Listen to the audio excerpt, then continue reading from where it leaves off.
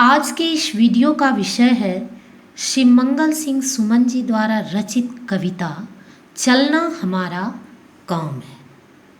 इस कविता में कवि ने मनुष्य को कर्म करते रहने की प्रेरणा दी है कि उसे अपनी मंजिल को प्राप्त करने के लिए जीवन में निरंतर सक्रिय और गतिशील रहना चाहिए। अब कविता की पंक्ति को पढ़ते हैं। गति प्रबल पैरों में भरी, फिर क्यों रहूं दर दर खड़ा, जब आज मेरे सामने है रास्ता इतना पड़ा, जब तक न मंजिल पा सकूं तब तक मुझे न विराम है, चलना हमारा काम है।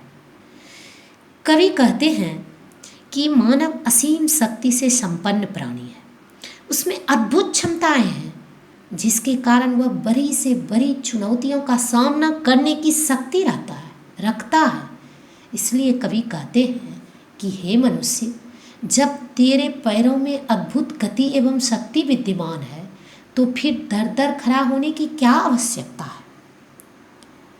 और कवि अभी अपनी मंजिल पर नहीं पहुंच पाए हैं तो वे कहते हैं कि जब तक वह अपने गंतव्य तक नहीं पहुंच जाते तब तक उन्हें विश्राम नहीं करना है और जीवन पर्यंत आगे बढ़ते जाना हमारा कर्तव्य है।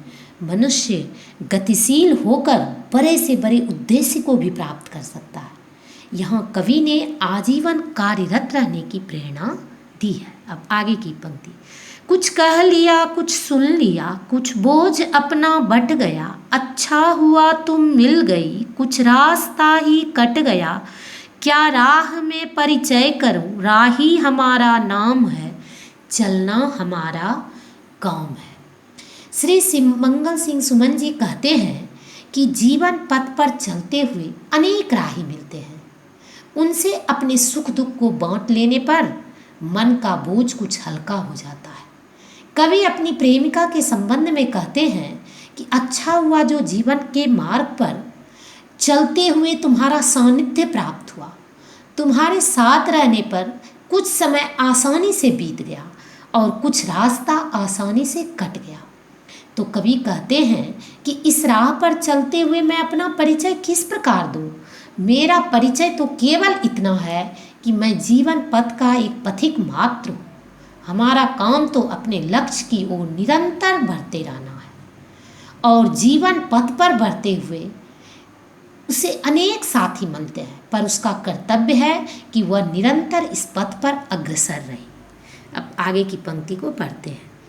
जीवन अपूर्ण लिए हुए, पाता कभी खोता कभी, आशा निराशा से घिरा, हंसता कभी रोता कभी, गतिमति न हो अवरुद्ध, इसका ध्यान आठों याम है, चलना हमारा काम है।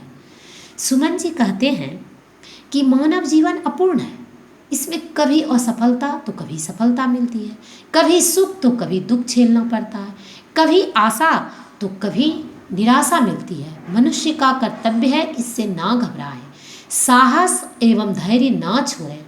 भाव यह है कि असफलता, निराशा और दुखों का सामना होने पर हिम्मत ना छोड़े, क्योंकि यह स्थिति सदा नहीं रहती है। दुख के बाद सुख, निराशा के बाद आशा और असफलता के बाद सफलता अवश्य मिलती है। अतः मनुष्य के जीवन की गति कभी रुकनी नहीं चाहिए, क्योंकि गति ही जीवन है। अतः हमें अपने लक्ष्य की ओर निरंतर गतिशील बने रहना चाहिए। अब आगे की पंक्ति को पढ़ते। इस विशद विश्व प्रवाह में किसको नहीं बहना पड़ा, सुख दुख हमारी ही तरह किसको नहीं सहना पड़ा, फिर व्यर्थ क्यों कहता फुरूं, मुझ पर विधाता वाम है, चलना हमारा काम है। कवि कहते हैं कि यह संसार बहुत बड़ा है। इस संसार में कोई भी ऐसा नहीं है जो सुख दुख, आशा निराशा तथा सफलता असफलता से प्रभावित ना हुआ हो। भाव यह है कि संसार में सभी को कभी न कभी सुख दुख सहन करने पड़ते हैं। कभी किसी के जीवन में दुख, निराशा और असफलता सदा के लिए नहीं रहते और साथ ही सदा के लिए सुख भी किसी को प्राप्त नहीं होते। इन दोनों का क्रम समान रूप से चलता रहता है। तो कवि अपने आप को सांत्वना देते हुए कहते हैं कि वह क्यों व्यर्थ में ही स्वयं को अभागा कहता फिरे। कवि प्रेरणा दे रहे हैं कि जीवन पथ की बाधाओं पर विजय प्राप्त करते हुए धैर्य एवं साहस से आगे बढ़ते रहना चाहिए। अब आगे की पंक्ति को देखते हैं। मैं पूर्णता की खोज में दर दर भटकता ही रहा, प्रत्येक पग पर कुछ न कुछ रोड़ा अटकता ही रहा, पर हो निराशा क्यों मुझे, जीवन इसी का नाम है, चलना हमारा काम है। कवि कहते हैं कि वह पूर्णता की खोज में दर दर भटकता रहा, परंतु वह जिस ओर भी कदम बढ़ाता उसी ओर कोई न कोई रुकावट आकर खड़ी हो जाती। इन रुकावटों के कारण वह पूर्णता प्राप्त न कर सका, परंतु वह निराश नहीं हुआ। वह कर्म पथ पर बढ़ता रहा, क्योंकि इस पथ पर बढ़ते रहने का नाम ही जीवन है।